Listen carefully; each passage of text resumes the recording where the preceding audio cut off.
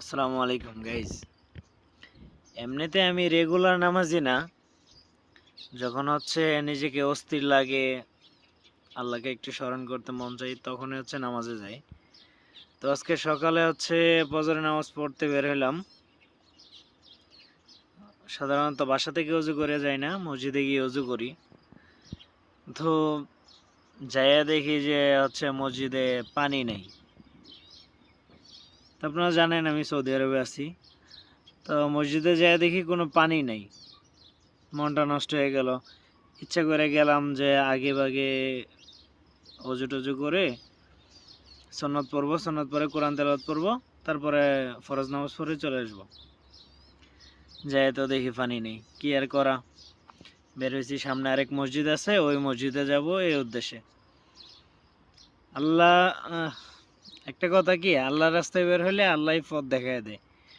তখন ওই রাস্তা থেকে মসজিদ থেকে বের হয়ে সামনে দেখি যে এক হাউজে গাড়ি থেকে পানি দিতেছে, শরিকা থেকে বলে, যে কোম্পানি থেকে আর কি।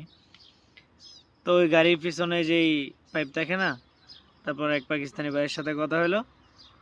তখন আমার এক কলিগ ছিল, আমাদের যে শিপ। তা আমরা তিনজনে ওইখানে উজু করে আবার ওই মসজিদে গিয়ে নামাজ পড়লাম।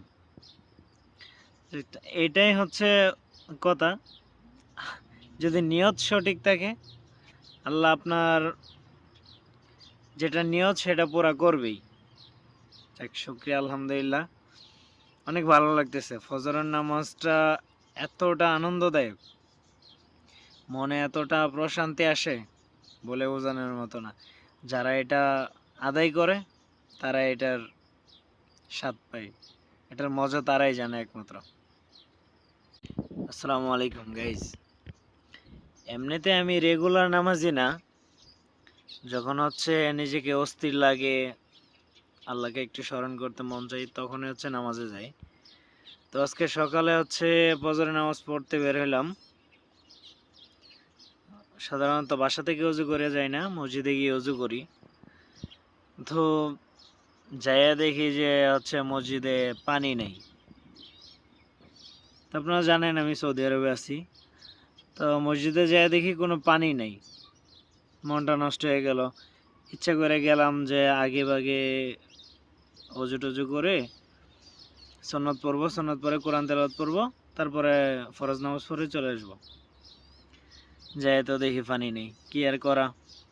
বের হয়েছি, সামনে আরেক মসজিদ আছে, ওই মসজিদে যাব এই উদ্দেশ্যে। আল্লাহ একটা কথা কি, আল্লাহর রাস্তায় বের হলে আল্লাহ